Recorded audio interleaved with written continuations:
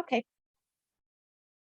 Okay. So I just want to welcome each and every one of you here tonight for our webinar with my very, very dear lifelong friend, Donna Murphy.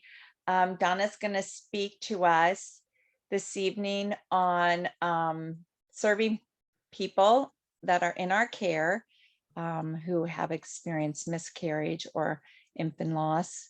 And like I said in the things that I have sent out, after we did the grieving seminar in January, I received several messages asking for support in this particular area. And this being Donna's field of expertise and her being a very dear friend of mine, she agreed to come this evening and share her wealth of knowledge. So I'm going to go ahead and introduce Donna and tell you a little bit about her and then pray. And then Donna will take over from there.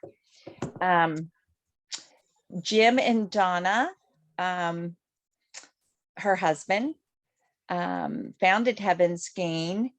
What year was it, Donna? 2008, we actually founded it. 2008.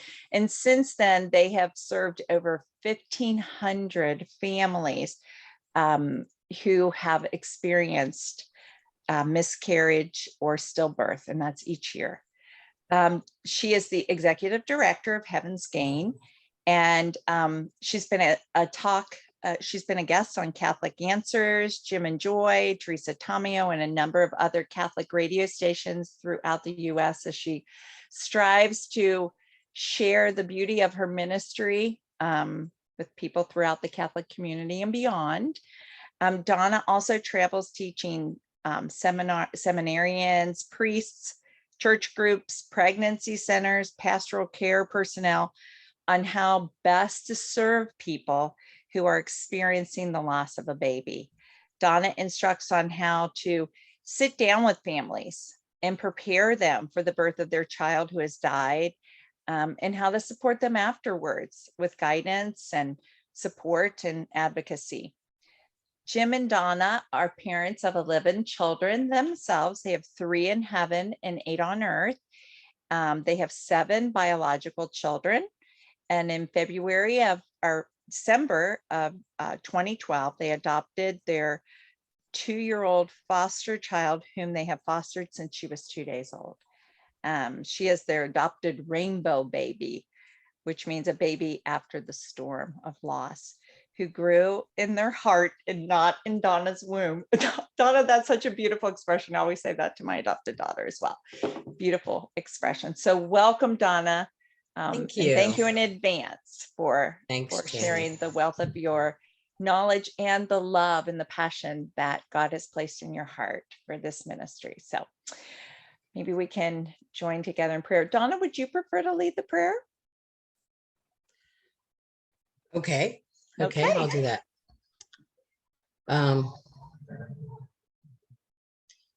Dear God, I just ask you to send your Holy Spirit to take over my mind, my heart, and my mouth, so I may say the words that you would want me to say, so that the ears be open to hear what you want them to hear, and that your holy will be done, and that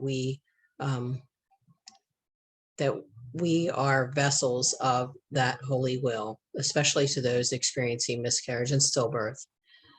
And we ask this through Mary, Jesus's mother. Hail Mary, full of grace, the Lord is with thee. Blessed art thou among women, and blessed is the fruit of thy womb, Jesus. Holy Mary, Mother of God, pray for us sinners, now and at the hour of our death. Amen. Thank you. Mm-hmm. So thank you for having me here, Janet, and all the RC people that are here. And thank you for listening, because this is an issue that's very, very dear to my heart. Okay, now it's not. Okay, I'm sorry. But it's not letting me advance it. There we go. I'm sorry. I don't know what was going on. So there's my family. As Shan said, a mother to 11, 3 babies, I believe, live in heaven, 7 biological kids on earth and 1 foster child on earth. That's us 5 years ago. We don't get many pictures very often. And here's our picture from 2006 when we lost our 10th child, Gabriel. He's buried in that box there. The story behind this is we have lost our 5th, 9th, and 10th children. And when I was pregnant with my 10th, our pregnancy center, which I was volunteering at, got a new ultrasound. They were really excited. They wanted some volunteers. They asked me if I would go in and volunteer, and I said, sure. So I went in, and as I was walking in, he began to kick, and he was kicking like crazy. And, just is a joyful time to be able to go in there and get an ultrasound while he's kicking. And, the ultrasound tech was moving her wand all over the place. She's like, this kid is moving like crazy. And I said, yeah, it's going to be tough having a baby in my 40s that is that active. And so I was just really excited about his birth.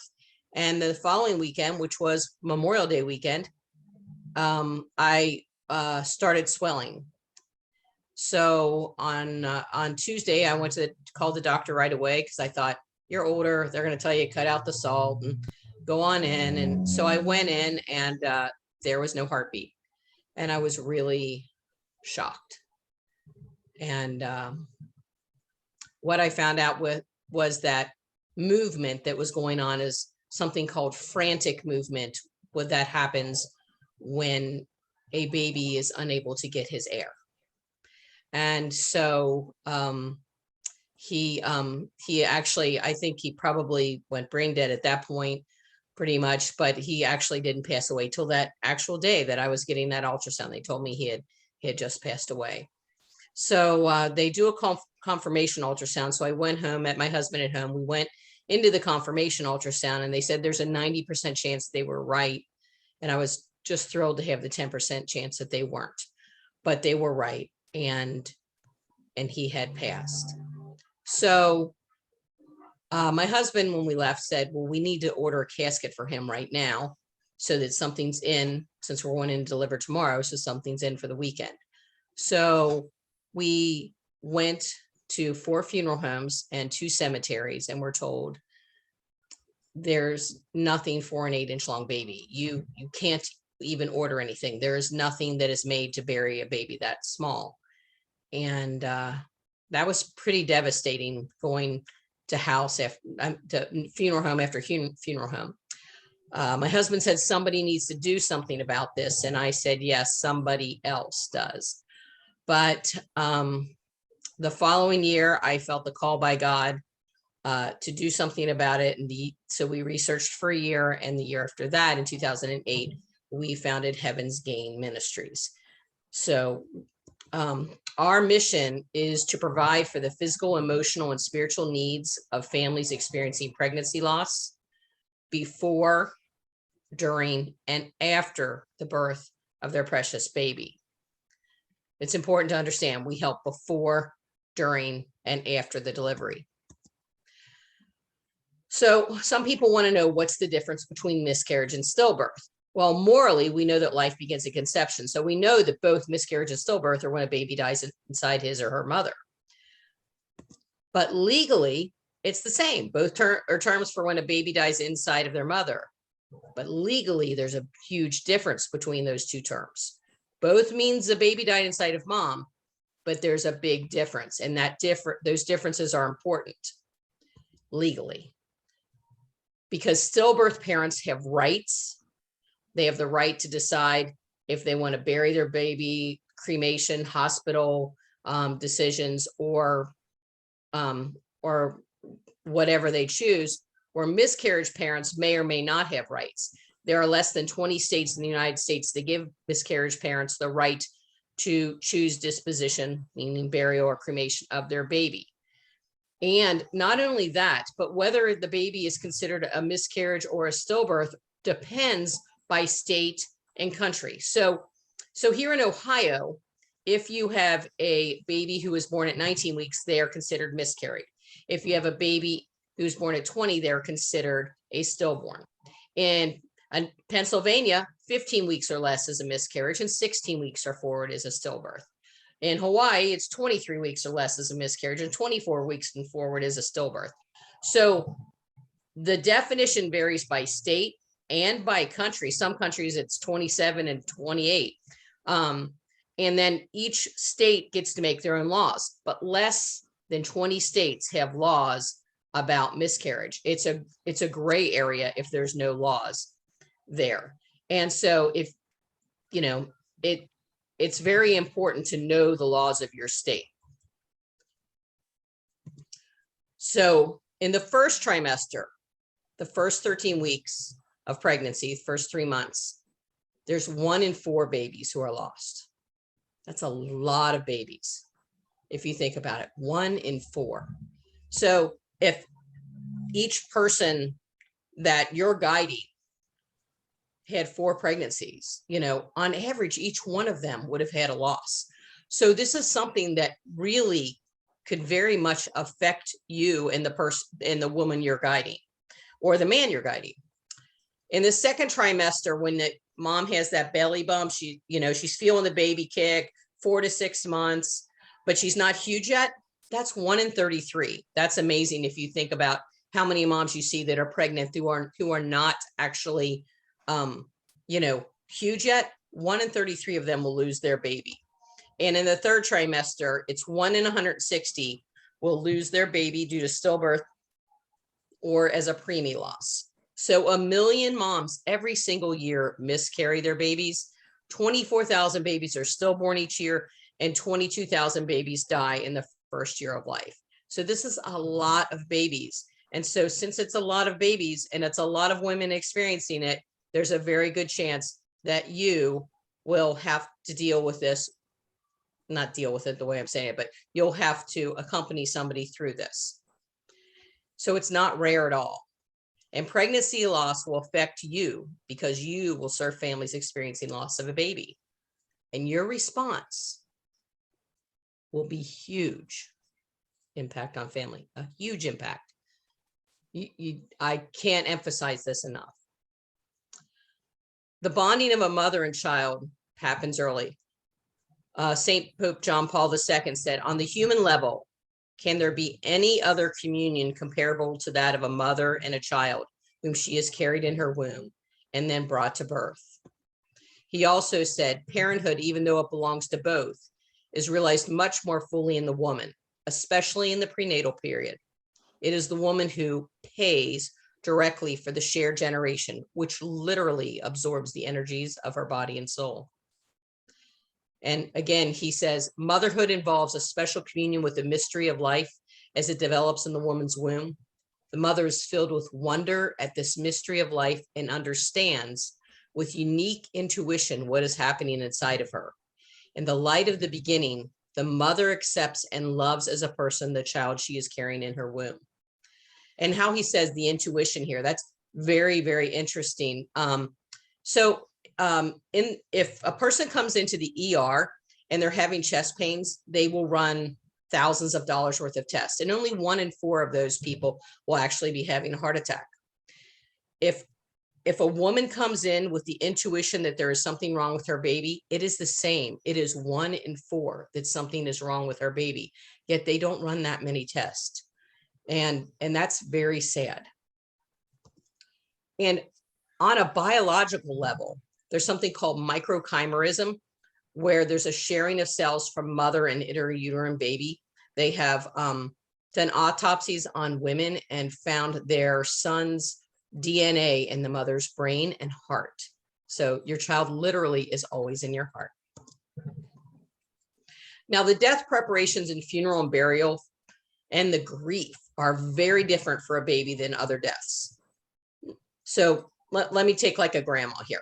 So when grandma dies, everybody gathers around the table, you share a meal, you tell stories about grandma and how she did this, she did that, tell funny stories, enjoy it. And you talk about who's going to do this and that. Oh, okay, you're going to do offertory, you're going to be a greeter, you're going to be a pallbearer. Everybody has their little job. And and everybody feels a part of it because you're sharing memories about grandma and you're talking about it and you all get to take a part in it.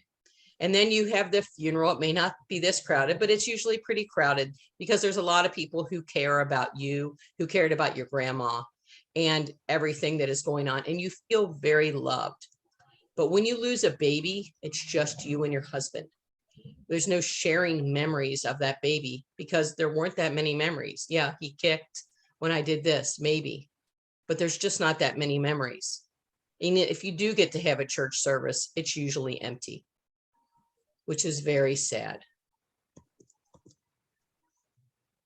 Queen Elizabeth II said, grief. Is everything okay? Okay, I heard something, sorry. Queen Elizabeth II said, grief is the price we pay for love. And I really like that because if we deny a person's need to grieve, we are negating their right to love. So a lot of people will push you through your grief, especially with pregnancy loss. You should be over this by now. Why are you grieving like that? Is it, because of your, I was asked once, she said to me, I'm Irish and you're Italian and it's been 3 months since your baby died. Is that because you're Italian? And it's interesting that people would even think that. And they try to negate your love for that person because it should be over with because it's 3 months later or whatever. And we don't want to negate anybody's love by saying they cannot grieve or their grief should be finished. We want to let that person take their time, let them grieve because they did love. So like I said, there's no time frame on grief, and some people stuff it and it comes out later. Usually there's a profound sadness that goes from 18 to 24 months on average. And the husband misses his wife as she used to be, but she also misses herself. She misses that fun-loving person that she was. She misses herself and he misses her. So it's a very interesting type of situation. And it's beautiful if they can talk about that. But this is a time that it's also an opportunity to become much closer as a couple, as husband and wife, if they communicate. And many couples say that this is the closest they ever were to their spouse. Now, this can be difficult with children around. So it's good to be flexible in your form of communication. Maybe it's writing, maybe it's sending an email, and maybe it's talking. But it's really good for families to have that time. And it's also important that spouses realize they cannot meet each other, all their needs.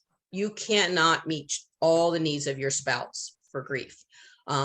So it's good for spiritual directors to help those grieving parents to avoid desolation, because they're going to feel isolated because since people don't talk about it, they feel like they can't talk about it. And so they will feel very isolated and they can tend to go into desolation. And it's good for spiritual directors to help them identify the times of consolation that they have had during this. And it's good to find support from friends, family, peer support, and group support. Telling her story is also really important. So, how guys, they have their war stories and they talk about, whatever this happened, or they have their story of how brave they were with, whatever, a sporting event or whatever. My husband's a fireman. They have their brave stories. But our brave stories as women is our birth of our kids. And all of us can recall our children's birth. And we love to tell those stories. But a woman who's lost a baby is not really given that permission to tell her story. And so it doesn't help in her healing. And so it's important that she be able to tell her story, because when she remembers back to that story, her body wants to go into a fight or flight response. And the more she tells that story, the more it calms her down, the more she can, suppress that parasympathetic reaction and go into the sympathetic system and try and have some calmness around that. But if she never tells her story, anytime anything around that comes out, she'll want to go into that fight or flight response. So it's important that she be able to tell her story and to be able to tell it repeatedly. She can communicate that or any other feelings she has in many forms. She can talk in person. She can journal. I always recommend journaling. I think it's just a wonderful thing to do.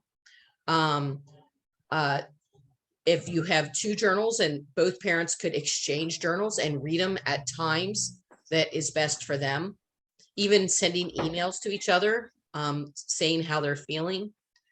And even if they're not communicating verbally in some way, just silently holding and hugging each other when the words won't come is very helpful. Now I'm going to give you some generalizations of family members. This is not across the board, okay? So of course, there's a lot of differences. Mom usually feels denial, shock, profound sadness, and has a lot of trouble concentrating to perform even the most minor of tasks.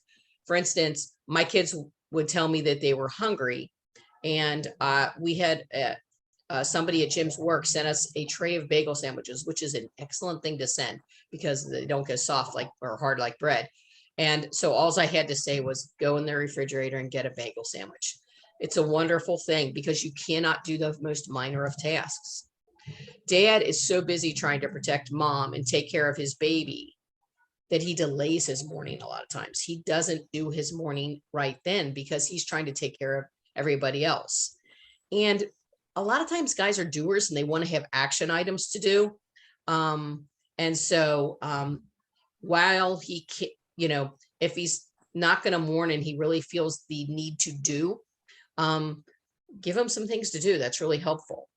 Sadly, though, the dad is often forgotten. No one ever seems to ask the dad, how are you doing?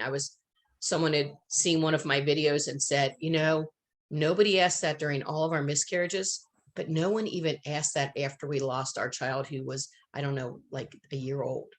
And so that's really sad that our society doesn't ask the dad how they're doing. Siblings have trouble understanding death and grief. They may be grieving and they're worried about their parents. And so they might not talk about their grief to their parents and they might need to talk to somebody else. Some siblings don't know why parents grieve and why they aren't enough to make their parent happy. They feel like I wasn't enough to make my parent happy. They needed this baby. And they don't understand that they would grieve if it was you, or they would grieve if it was this baby. That doesn't have anything to do with it. Siblings of the baby can have a lot of different grief ways. So like I said, I have 7 biological kids on earth. My oldest was 16 at the time, and he had a landscaping job, and men like to do. So my yard never looked so beautiful as when I lost my baby.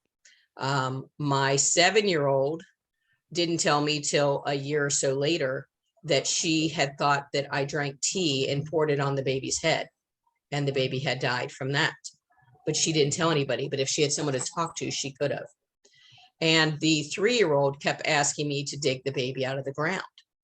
So there is, each child grieves differently. Just to give you the scope of that, that's just my stories, and there's many more I could tell.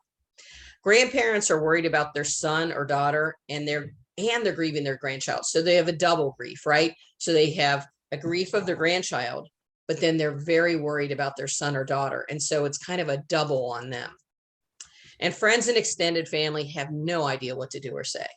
Some will ignore the loss. Others, not knowing what to say, will say the wrong thing. They'll say platitudes. They'll minimize the loss. They'll do cliches and other hurtful words, adding to the additional trauma to the already traumatized couple. So we're going to talk about how to help family and friends with do's and don'ts a little bit later. Now, trauma is an event that is extraordinary and depreciating as our reality is contradicted and impacted violently. Our reality seems shattered. Our everyday beliefs are radically changed, and the hole that is left is our loss. So like the Twin Towers, for a long time after that, I would watch every direction that the plane was going in the sky to see if they're going towards tall buildings in our city. Or some people who have a car wreck, it's really hard for them to get back in a car and drive again, because you realize, oh my goodness, this could happen again. And so the most ordinary task are just impacted violently. And so we have to deal with that trauma. It affects our values, our belief, our images, and our reality. People who lose babies also oftentimes have PTSD. We do surveys through Heaven's Gain, through a website called babylostsurvey.com. And these are some of the traumas that we have found. 40% of the women who've lost, these are all women who lost babies at 10 weeks or further along. 40% of them have a physical ache in their arms. So some will go around the house carrying a bag of flour because they have physically ache. 41% worry about their living children all the time. Well, if that child died, this child could die. 48% fear losing one of those living children. 48% have flashbacks. 50% have nightmares. 50% have changes in relationships, and that could be for the good or bad, depending upon the communication and their relationship with God. 54% have intrusive, upsetting memories of the birth. 55% have increased irritability and outburst of anger. So if you can imagine, your kid gets hurt, you're screaming at your kid because they're hurt, because you're afraid something's going to happen to them. And then you're feeling mental because you're extra irritable, screaming at your kid because you're worried they're going to get hurt, and they got hurt. So it's just a swirling type of issue. 61% have difficulty concentrating. 66% have difficulty or staying asleep. So a lot of times they'll wake up in the middle of the night and think the whole thing was a nightmare and realize that it actually did happen. 70% have loss of interest in activities or in life in general. 73% feel uneasy around pregnant people. So if someone says, I don't feel comfortable going to Susie's shower, help her to not have to go. Help her to not have that guilt, because she probably knows that something might trigger her and she may start crying and ruin her shower. It's not that she doesn't wish her well. People assume it's because they don't wish the person well, or that they wish something happened to their baby. It's the exact opposite. They now have a realization that babies can die during pregnancy. And it's a very scary feeling seeing a pregnant person. 75% feel like life is divided into two categories. Like, this is the person I was before my loss. This is the person afterward. 77% feel detached from others, and 78% have a fear of losing a future child. The future child is called a rainbow baby. That's why we have this picture here. But if you've had a pregnancy loss before, your chances of having a subsequent pregnancy loss are increased significantly. Now, as I said, a rainbow baby is a baby that comes after the storm of losing a baby. In general, rainbow babies are the second most healing thing that can happen to a mother, though they never take the place of the baby who was lost. Parents' joyful pregnancy is robbed from them. You know how you're like so excited and oh, the baby kicked. Oh, this is where my baby's growth is. Instead, you're like, okay, the chance of him dying got down today. The chance of him dying just went down today. Okay. I didn't feel him kick for a minute. Oh, and I feel really healthy today. And you ruin your whole healthy day because you're not feeling sick. And so that joy is robbed from those parents. Also, sometimes if a dad doesn't do his morning, he may not do his morning right away, or he may wait until that subsequent pregnancy. So sometimes dads don't even mourn until the subsequent pregnancy. And so they'll start mourning over that child that was lost. And then they tend to be hyper vigilant, protecting that child and mother during that pregnancy. By the way, it's not unusual for fertility to be increased for the first 3 months after a miscarriage. So if you look at all these post-loss traumas that I just talked to you about, it's really daunting. So losing a baby is definitely traumatic, both to mothers and fathers. Now, identifying the responses or expression during the trauma of losing a baby, I'll just go through these very quickly. There's physical symptoms. Of course, you have to recover physically. Parents do go through a point of denial and kind of go back and forth where they're like, oh, I felt something in my belly. No, the baby's not dead, even after they've delivered them. State of shock is the body's way of protecting itself. The brain cannot handle that much emotion, and so it goes in and out of shock to protect itself. There's, of course, the profound sadness and grief, which some people think is depression. And if that is a possibility, a professional should decide which one that is. Of course, women have lack of concentration, and men. There's anxiety and guilt. The accuser will accuse that mother and father that they caused that baby's death, either by something they did, or maybe their past sins. This is all very, very prevalent if someone has had a previous abortion. But the guilt happens. I don't know of a person that didn't in some way try to blame themselves in some way, usually. And then there's anger or blame. And sometimes it's anger at another person. Sometimes there is blame on yourself. Sometimes it's blame on another person, or whatever it might be. Now, a trigger is something that sets off a memory or a flashback and transports the person back to the event of the original trauma. So say you found a baby rattle and you had bought that for the baby and you put it away, and then all of a sudden it shows up. That could set you, and all of a sudden you're remembering your time delivering that baby. People tend to avoid those triggers, those stimuli, so that they don't go back into that memory.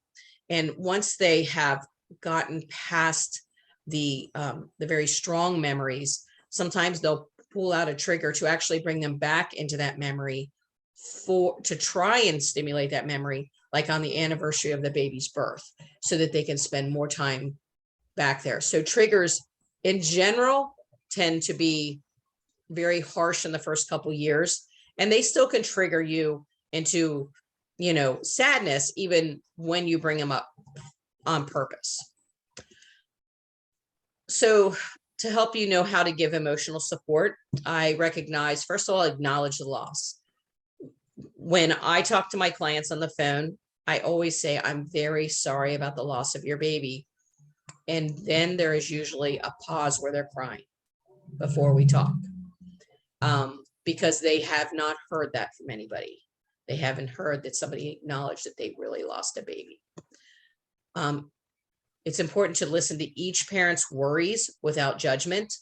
There may be, like I said, the blame thing going on, that it actually is just not real at all. For instance, my first 7 kids, I ate sandwiches and it wasn't a problem. And then with this child, they told me that I could not have lunch meat because you can get some type of bacteria from it. And I forgot the week before and I had a lunch meat sandwich, and I was thinking I killed my baby with a lunch meat sandwich. Well, that wasn't true. I didn't have that bacteria or whatever. But just to listen, somebody to listen to that and say, that's probably not it, but we'll find out for sure. But so to say, I acknowledge your worry, try to keep them calm, but acknowledge those worries that they have. Don't stifle his or her tears, but let them grieve and let them see your sadness with a tear or two. It's okay. It's okay if you cry. I can tell you the 2 people that cried of our extended family when we lost Gabe.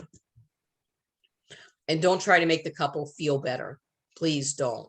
But just sit with them in their sadness and ask the baby's name and call the baby by name. So it's really a beautiful thing. I mean, when people say something, they say, well, about Gabriel or something, I just light up, because they remembered him. Ask the baby's name and call him by name. As I said before, understand going back to work is not easy. What is recommended is to get a safe word to talk to your boss. Like if I say this word in some kind of sentence, know that I need to go outside for 10 minutes or something, so that they understand that. Men and women, of course, grieve differently. Listen to the birth story that no one wants to hear, and find a couple who's experienced a pregnancy loss to meet with that grieving couple, but find one that is properly healed, not one that is going to give them platitudes. And find a support group organization online in your area and send them the information. And when giving a referral, refer only to support groups that specialize in pregnancy loss. If you go to a regular grief support, you're going to feel alone in a room full of people, because they're all going to be telling stories of what their loved one did, and you have absolutely no stories, and you will feel very alone. So it's very important to go to a support group that specializes in pregnancy loss. So here's the do's and don'ts. So I always say the don'ts are, everybody has an Aunt Gertie in their family, and Aunt Gertie always says the wrong thing at the wrong time. And so she always does the don'ts. Don't say you can have more babies. You don't know that they can. They might not be able to have any more children. Don't say there might have been something wrong with the baby. You know, the first child I lost had something called infaliceel. That's where your intestines are on the outside of your body. And I would have been in Children's every day taking care of him if God had done a miracle and let him live. Don't say be grateful for the children you have, because obviously that's saying you're not. Don't say I know how you feel, because you don't. Even if you have the same pregnancy loss at the same amount of weeks, you don't know how that person feels. I know someone who lost a baby at 8 months at a car accident. Later on, she lost babies at 12 weeks, 4 in a row at 12 weeks. The first 3 didn't upset her that much. The last one was almost as devastating as the 8 month. So even she can't compare her losses to herself, right? So we can't compare our losses with each other. Don't say it was God's will. Most people don't know the difference between permissive and perfect will. And don't offer cliches or platitudes, because they minimize the loss. God needed another angel or something silly like that, or everything happens for a reason. It was meant to be. At least you didn't get to know the baby. That's insulting. You're so strong. I could never handle this. People really hate that one too.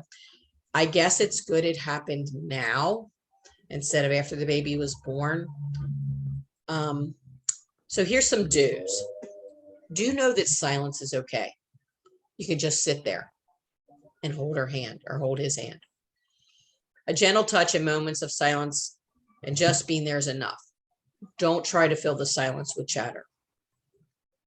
And if you are going to talk, ask questions. Don't give answers. So create that emotionally safer environment. Help guide them through the process. As I've said before, ask the baby's name. Direct eye contact is important, even if you're just sitting in silence. Let her look into your eyes. Again, say, I'm sorry for your loss, and validate her feelings. Let them know you've been thinking of them, even if you're just shooting a text once a day. Let them know you're thinking about them. Say, how are you to both the mom and the dad. Offer assistance should be specific, not just call me if you need anything. Say things like, you know, I could set up a meal train for you.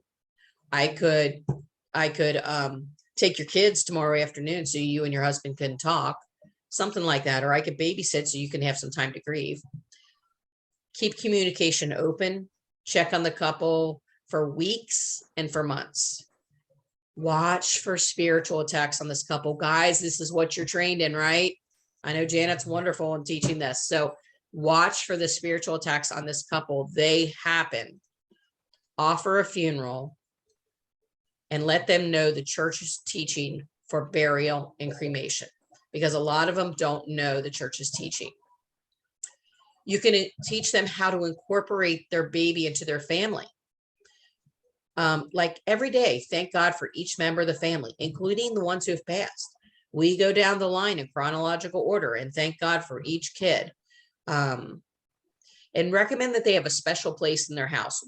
whether it's a baby book, a shadow box, or a shelf of memorabilia, just a special place that acknowledges that baby.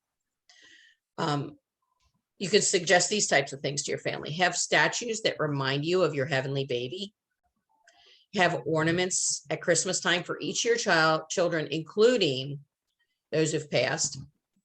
Have earthly children draw pictures of the family that include the heavenly babies. And just be comfortable with conversations when a little kid comes up to you, or I hear this a lot by kids. They'll say, well, how many kids do you have in your family? And they'll say all the kids, including the ones in heaven. And that will make mom uncomfortable because she's talking to somebody who, she's at the grocery store in line or whatever. Just tell them it's okay to be comfortable with that. It's okay to be comfortable with that because they're relating to those siblings, and that's a good thing. Spiritually, create a sign-up genius for people to be praying specifically during their labor and delivery or their burial. But even if they're having a tough day, you could just send something out to a few friends and say, when can you cover these guys with prayer? When I lost Gabriel, I was in a familia group at the time, and all day long, they were giving me the medicines to induce the labor, and just nothing was happening. We were there from 8 in the morning till 9 at night. Nothing had happened, and we had decided to go home.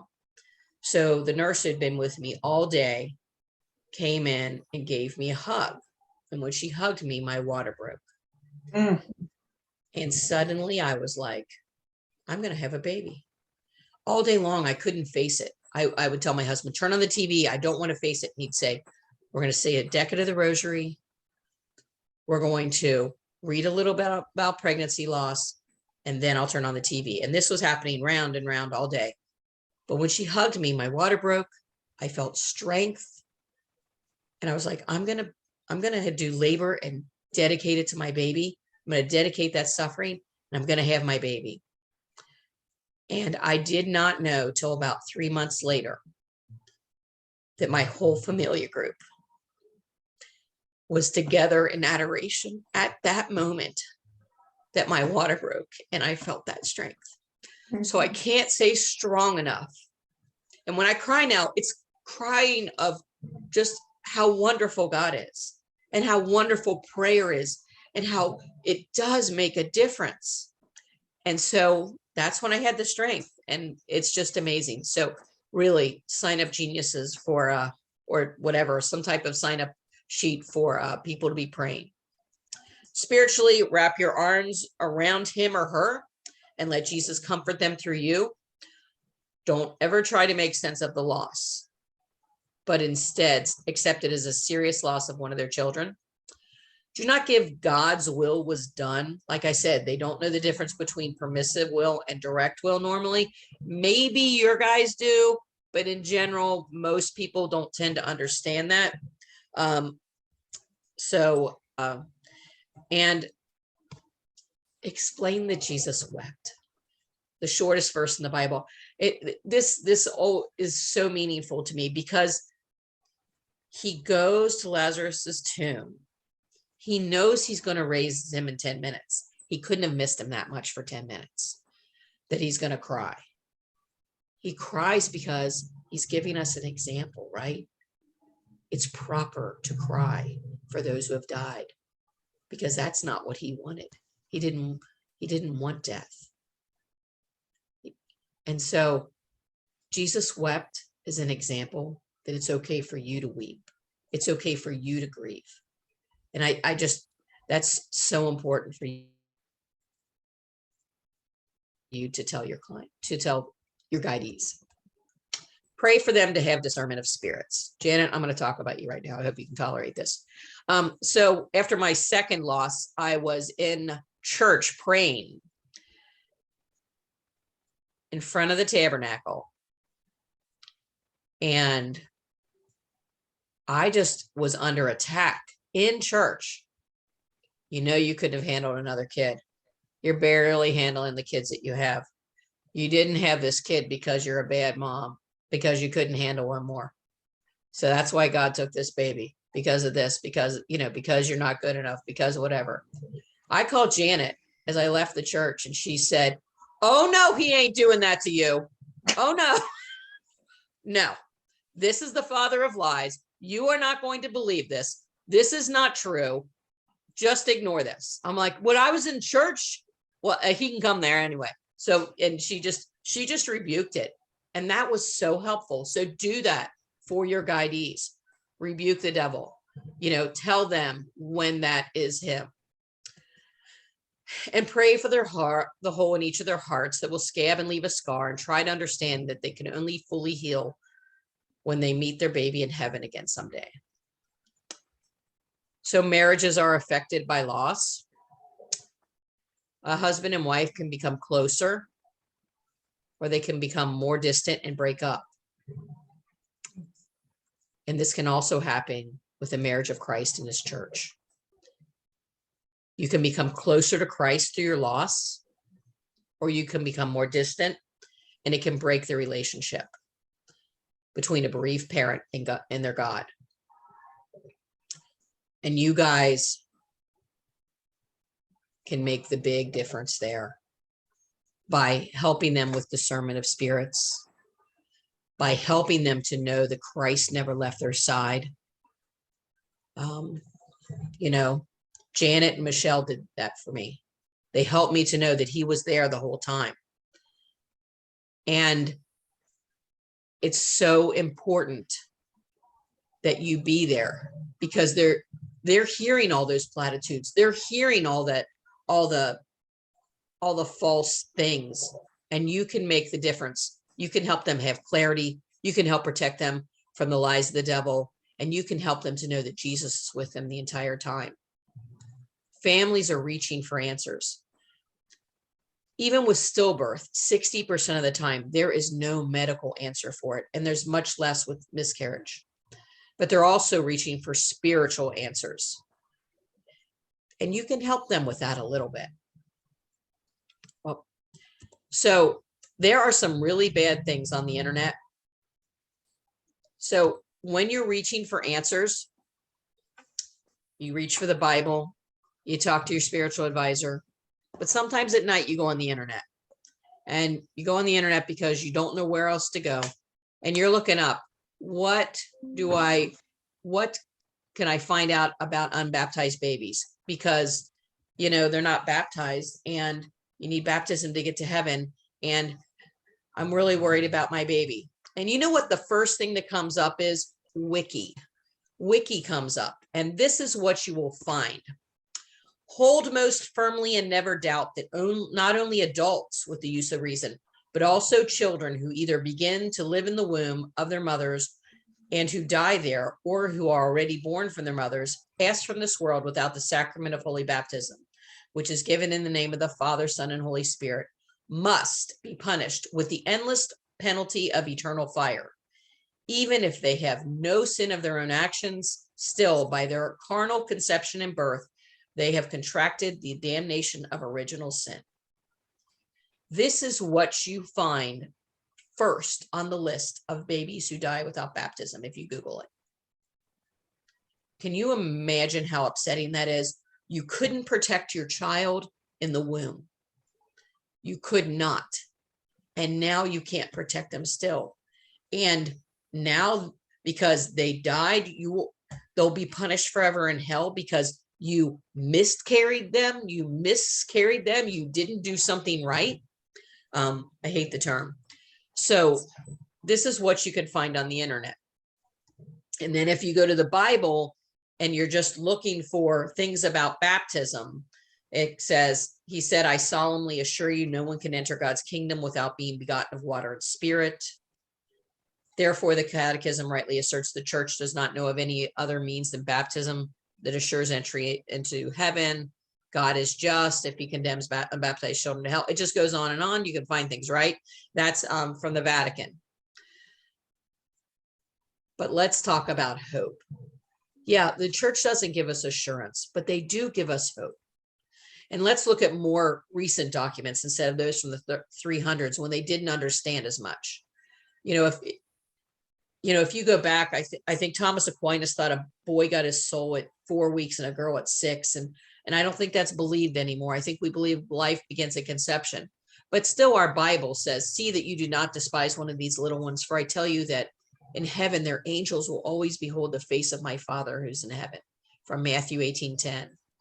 And USCCB has a beautiful pamphlet called The Solace and Strength and the Sorrow of Miscarriage. And this is the last sentence.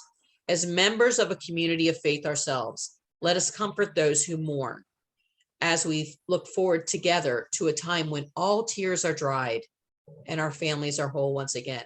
I highly recommend you use that phrase. The USCCB says that.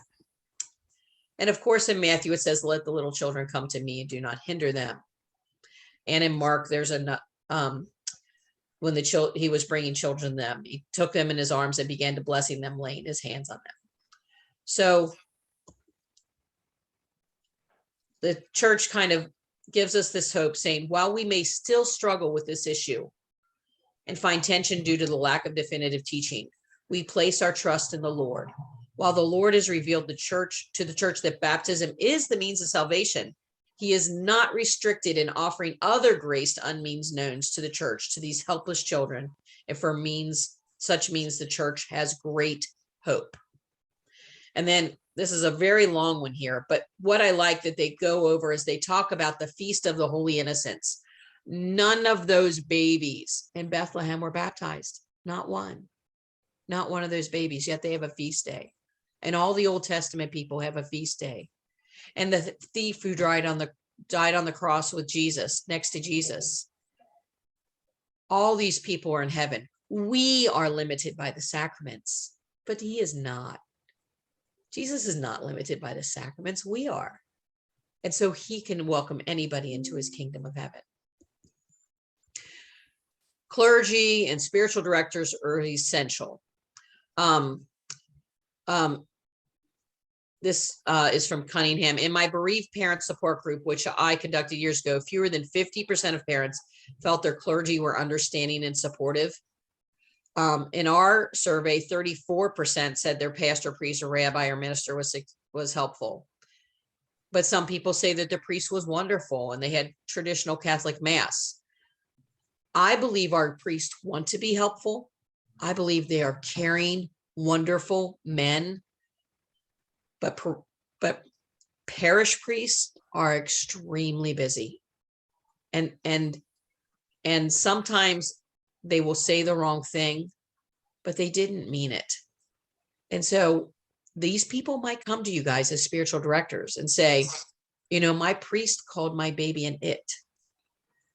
And that was really hurtful.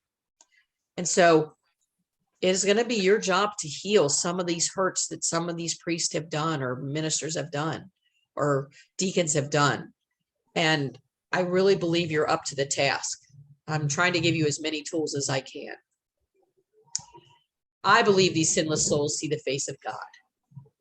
So I think you should recommend to the family that they ask their baby to pray for their family each day. So every day we say our children's names are that we believe are in heaven are Raphael, Michael, and Gabriel. So when we finish our morning devotions, we finish it with Raphael, Michael, and Gabriel, pray for us. So asking intercession into these babies is especially helpful when you need help. I highly recommend, like everybody's praying to St. Anthony to find their keys, right? But who's praying to my baby, Michael, Raphael, or Gabriel? Like, I got full attention. As I said in mission statement before, I want to reiterate it for Heaven's Gain, is that our mission is to provide for the family's physical, emotional, and spiritual needs before, during, and after the delivery of their baby. So I'm going to explain a little bit more about what we do. Our clients come in scared, panicked, helpless, and hopeless. They just want to get it over with. They're scared. They don't understand why a dead baby is inside of them. They just want it to be over with. But it doesn't just get over with. In scripture, it says to compare the love of God, it uses, could a mother forget her child? So it's not going to be something that you get over with. It's going to be something that stays with them for a long time. And if they are rushing in there, they will not be empowered to make the time to treasure that baby. And the parents will leave us feeling empowered and ready to treasure the short time they have with their baby. How we do this is with education. We give practical help before the delivery. We instruct the family where to find guidance. You can instruct the family where to find guidance and support if you're not comfortable with it, and you can refer them to us at Heaven's Gain. So when somebody finds out that their baby has died inside of them, we will sit them down and explain to them the 2 reasons that baby has not passed from you is, one, that your cervix is still closed. The other is the placenta is actually what's attached to the uterine wall, then's the cord attached to the sac, and then into the baby. And until that placenta realizes that that baby has died, your baby may stay inside of you because that placenta is still trying to feed the baby and sending those hormones. And so until that placenta realizes that baby has died, sends out the hormones for the cervix to dilate and to start pulling away from the uterine wall, that baby stays inside of you. So it's really not that unusual for a baby to stay inside of a mother 3 to 4 weeks after it has died. So we have little miscarriage kits so that people can catch their baby at home. It includes a little vessel to put the baby in, a collapsible colander, and a card showing the different what the baby looks like at the different stages in pregnancy. And we find that to be very helpful to give to people. We also will prepare a couple that's going to go into the hospital and deliver a baby. We help them with a birth plan, and it's important that they have help this entire time. So one of the things we'll do is we're going to say, you're going to go into the hospital, and the first thing they're going to do is say to you, why are you here? And to say the words, I'm here to deliver my dead baby, is really hard to say. So we give them a little card that says, I'm here to deliver my baby who has died. Please be mindful of the questions that you ask me. I will not be needing a pediatrician. And so they don't keep asking over again, well, what's the name of your pediatrician? So that they're mindful about the questions that they ask. We talk to them about the fact that they'll bring them up to the labor and delivery floor, and that's not cruel, but that's the place where you need to deliver a baby, because all the people who are specialized in labor and delivery will be there, and all the equipment they might need to save your life is there, because you are going to go through labor and deliver a baby. And then we will help them develop a plan, help them to understand what medications they might be given, to help them to know what they can do after the baby is born, to make decisions about like a baby. A lot of times they'll throw them on your chest, but that's really not recommended that much for a baby who's died. It's better that they take the baby aside, wash the baby off, wrap him in a blanket, and then give it to mom so she can slowly look at her baby's toes and fingers and everything else like that. We don't push that, but we will recommend that. And so we'll have a lot of recommendations like that. And to see what activities they would like to do with their baby. If they would like to bathe or dress or rock or read a book, what things do they want to do with their baby? And we get it all written down in a birth plan, which is really important because it helps them to treasure that time that they have with their baby. We also will talk to them about the appearance of their baby, because babies are usually, it depends what point of pregnancy, but like in the second trimester, those babies tend to be very red, or at least they appear very red because their skin is not very thick. And being prepared dramatically decreases the additional traumas and helps the families treasure that short time they have with their baby. So one of the things, I talked to a father that they were delivering a baby with a poor prenatal diagnosis. And I suggested, would you like to have a father-daughter dance with your baby? And so that was one of the things he said, oh, I would have never thought of that. You know, I hear that all the time. Like, what would I do if you didn't prepare me for this?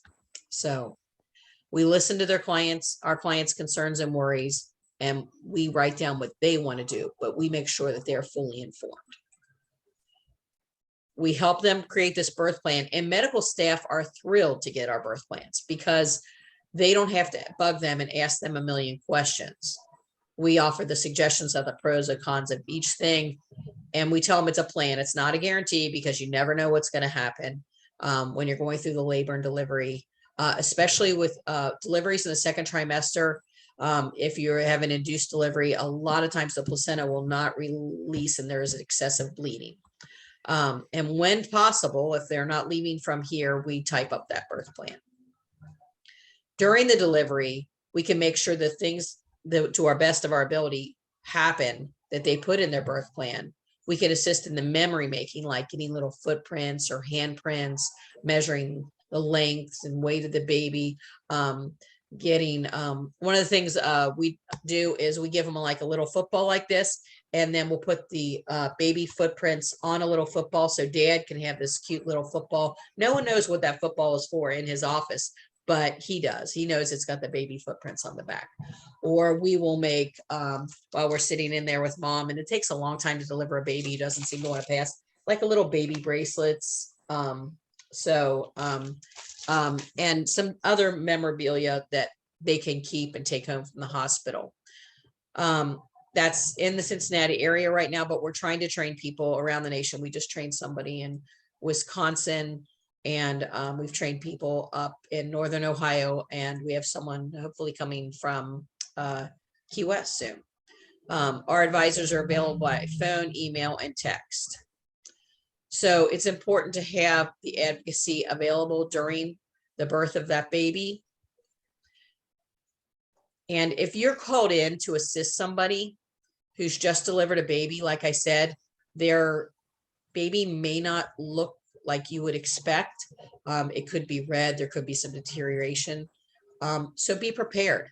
This baby may not look, don't have a shocked look on your face. That's not going to help anybody. Be prepared that baby may not look normal.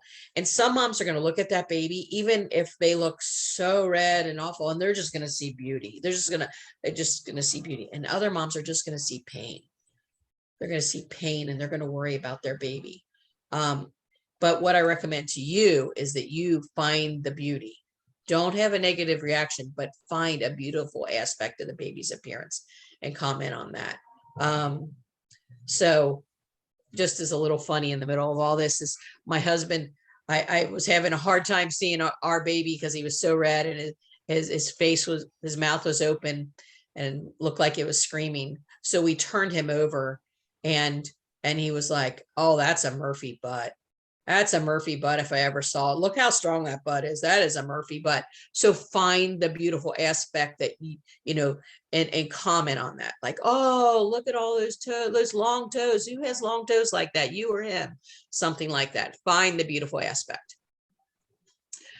In the hospital, we try to help them do as many memories as they can, whether it's see, touch, hold, bathe, dress, caress, kiss the baby, always name the baby.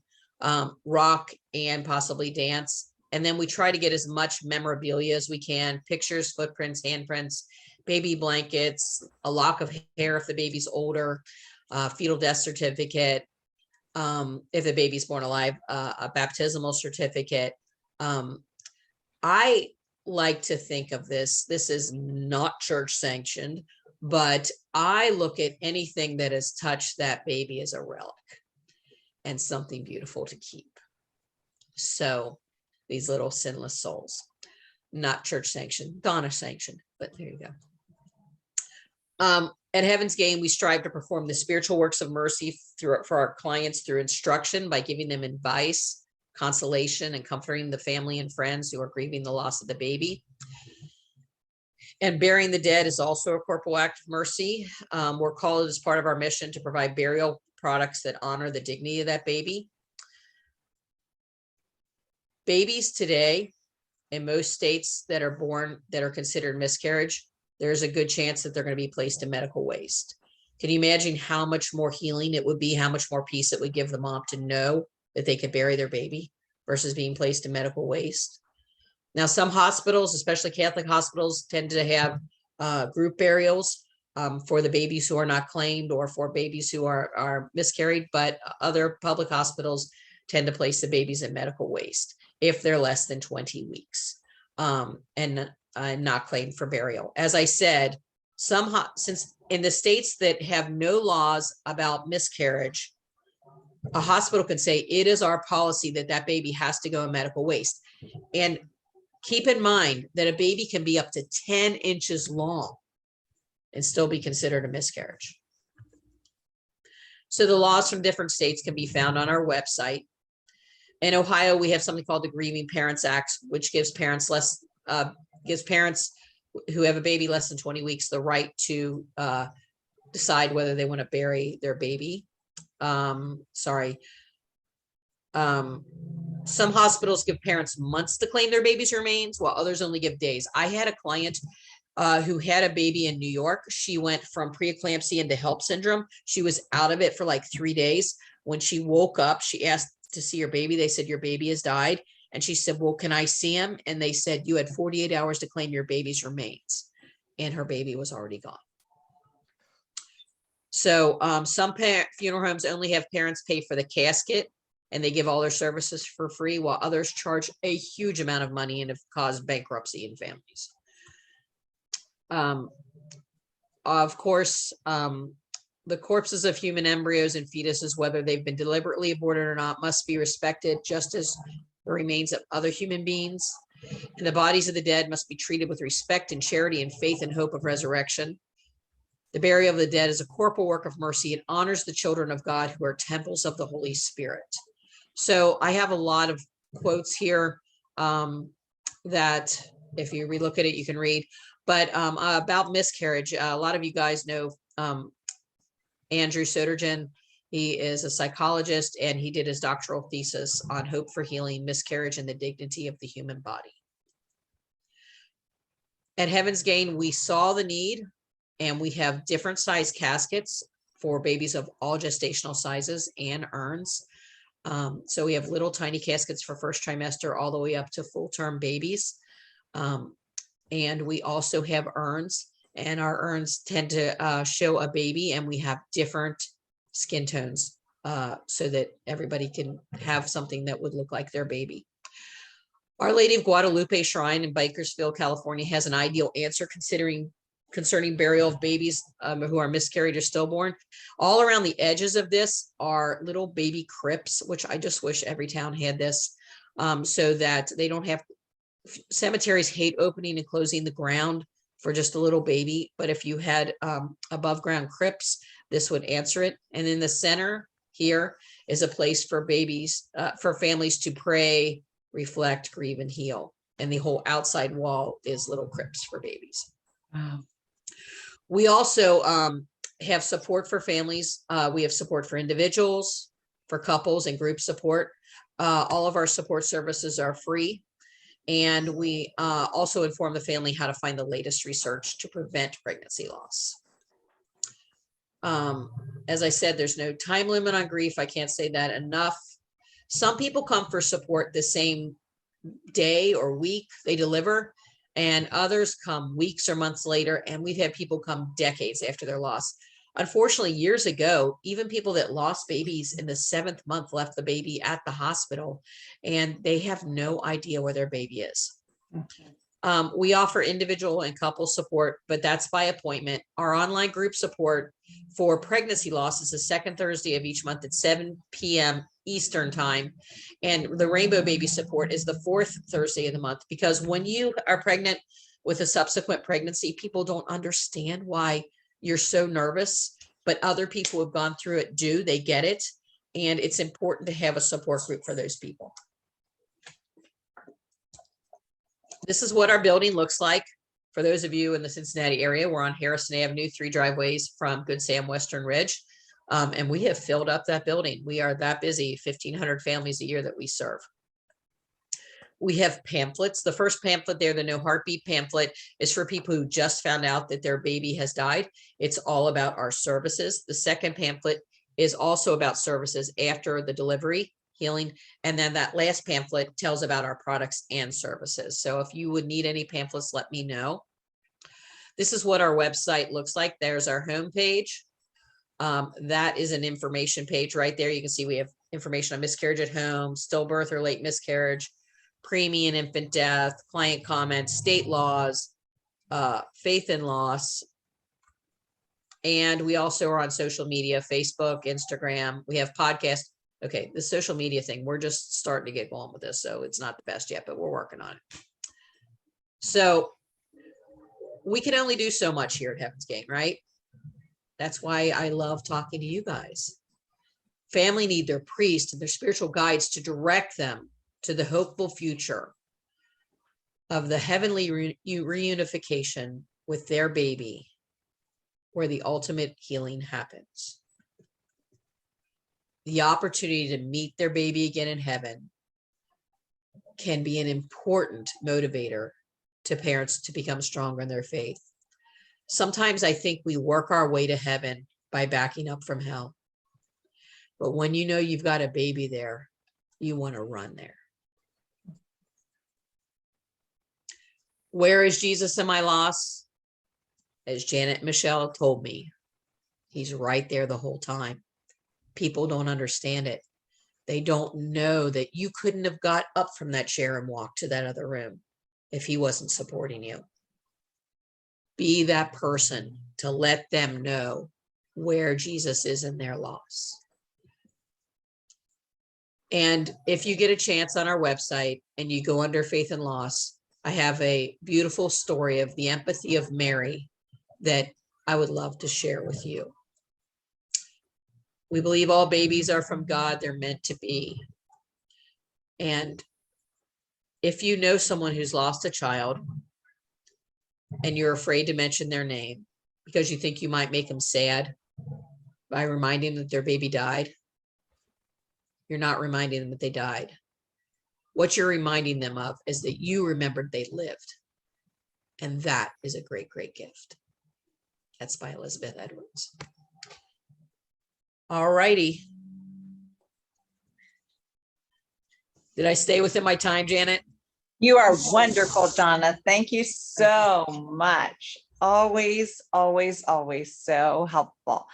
And Donna's willing and able to answer any of your questions. So I just encourage you to go right ahead and unmute yourself and just speak your questions out. I'm going to sneak and get a tissue. I'm listening though. Every time I talk about everybody praying for me, I cry. I should have known to have a tissue. Donna, this is Teresa, and I Hi, Teresa. just want to thank you. I have never experienced the loss of a child, and I have not in so far had that opportunity to walk with someone in spiritual direction. But I just thank you for giving me that formation, because I would not have any concept of how to handle it. So thank you so very much. Thank you. And if you ever have questions, any of you, feel free to give us a call or email us. Thank you. Thanks. Donna, maybe it would be easier for the Q&A if you stopped sharing your screen so we can see each other. That's a great idea. How's that? Okay. And Donna, your website too, before we end. Okay. It's Heaven's Gain, HEAVENS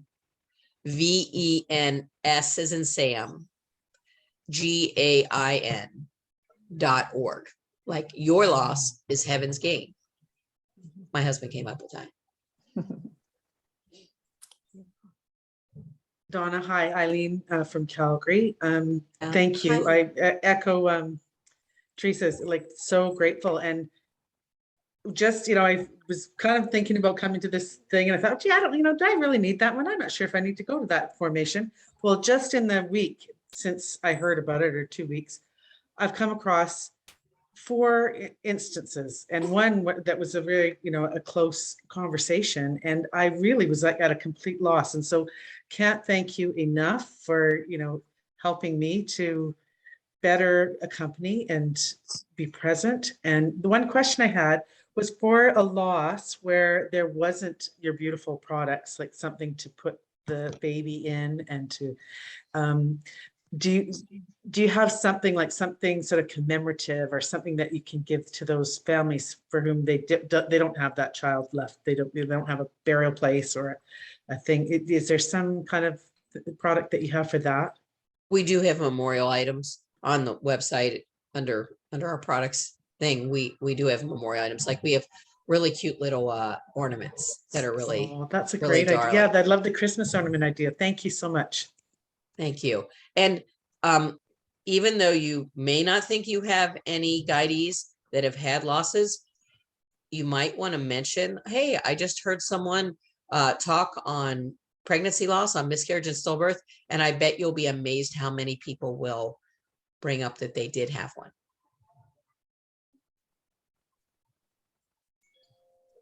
And I will say for myself, having gone through 3 losses, they impacted my faith journey significantly.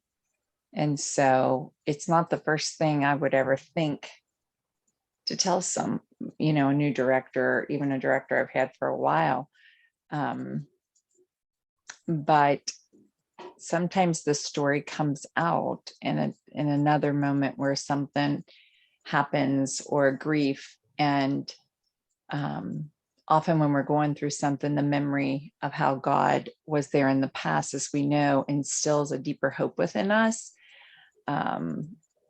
And sometimes for me, even personally, going back to the lessons that our Lord taught me that really impacted my journey early on when I lost my babies, comes to a place of strengthening my hope in other times of grief. So you may find when you're directing that it comes up at times like that too. A grief they had years ago. I really liked how you explained the post-traumatic grief, the PTSD. And because I do work with Redbirds, probably, oh my gosh, I want to say 70 to 80% of the ladies I come across in spiritual direction are miscarriages or stillbirths or infant loss, and everything you've mentioned, especially I had one who says she just misses holding that, but she wants to hold her baby. She longs to hold a baby. And you've just given me such beautiful insight to realize the depth, the pain, and this is real. And it's not uncommon. So many miscarriages and stillbirths. It's just very humbling and such a huge responsibility when I'm thinking when I need to be with these ladies, and that empathy that because of your testimony and everything that you shared with today, I can have even greater empathy for it because you shared so much. And I can go there and be with them and listen intently and let them know they're not alone. Thank you.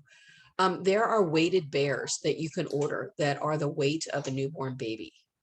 There are different. I'm going to grab one right now. I'm at the office, so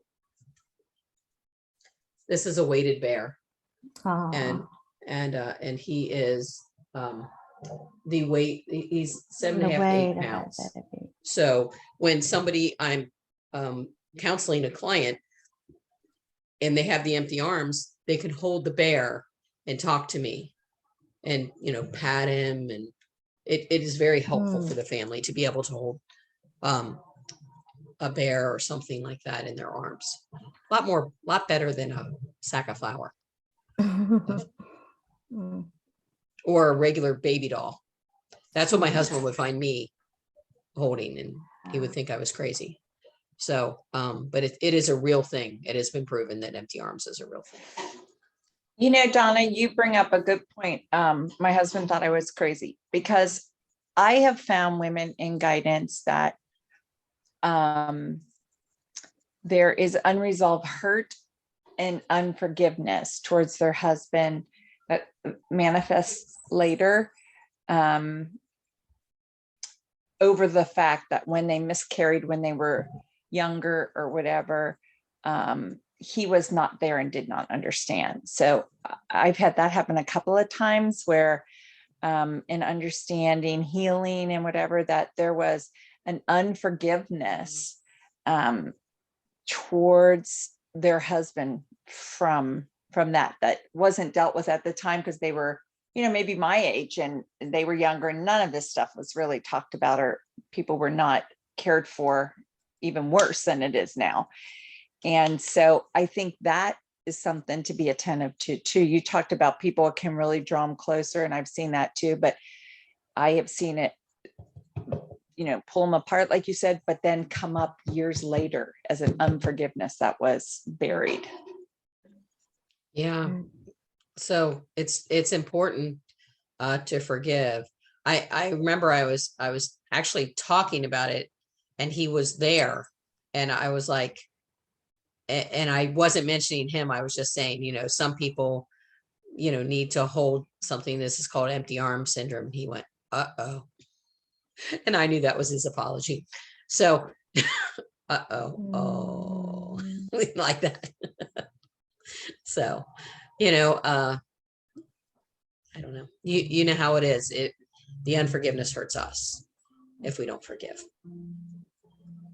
And sometimes there's a lot of people they have to forgive, like Aunt Gertie or whoever that said A whatever. lot of Aunt Gerties. But, just even having to give space to processing that before God, and leading to forgiveness of people who knew not what they did.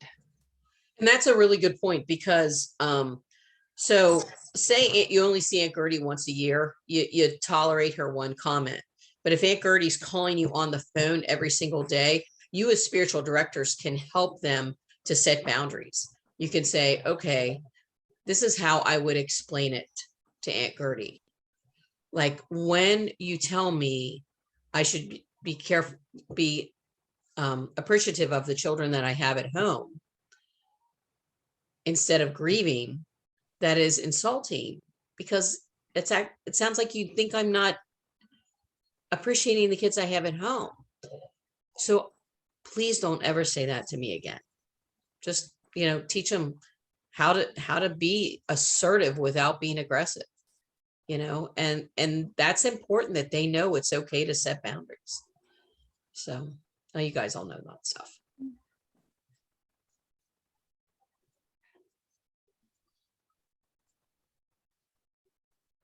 And if any of you have been triggered by this, and you can contact me at donna@heavensgain.org if you're in need of support after hearing this.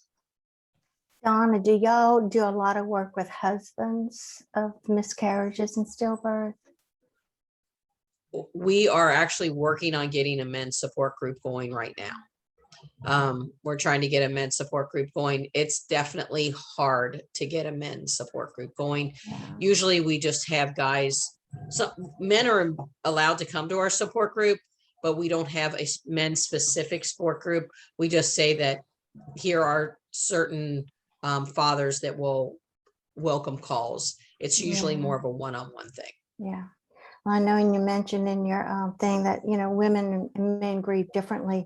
And I can only imagine the difference between the miscarriage and, well, more miscarriages, stillbirths. Like some of my moms say that their husbands are more empathetic because they saw the baby and they were able to hold the baby. So it became real for them.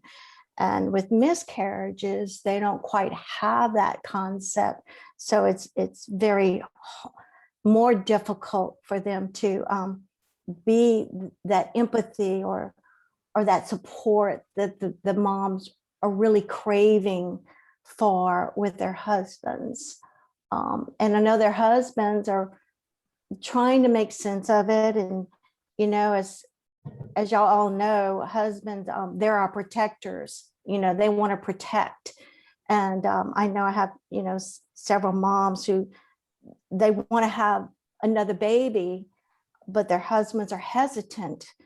And I wonder if that's not because they want to protect their wives from going through that again, and then again, having to deal with their own not understanding exactly what's going on, their own feelings and the whole mist of everything can be very complicated.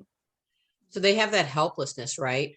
They're helpless to protect their wife from that hurt again. They're helpless to protect themselves, their own heart.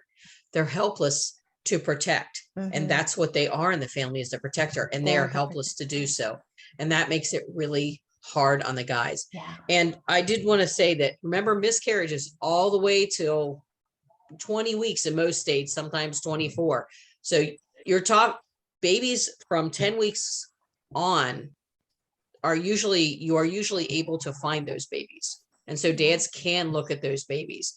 But in the situation where somebody has a D&C, well, you Mhm. can also request those remains in Ohio, but the baby won't be as visible.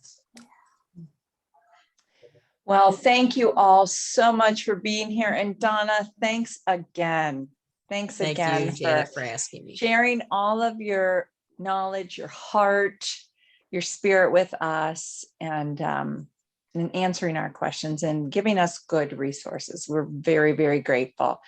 So why don't we go ahead and give thanks, and we'll end our evening.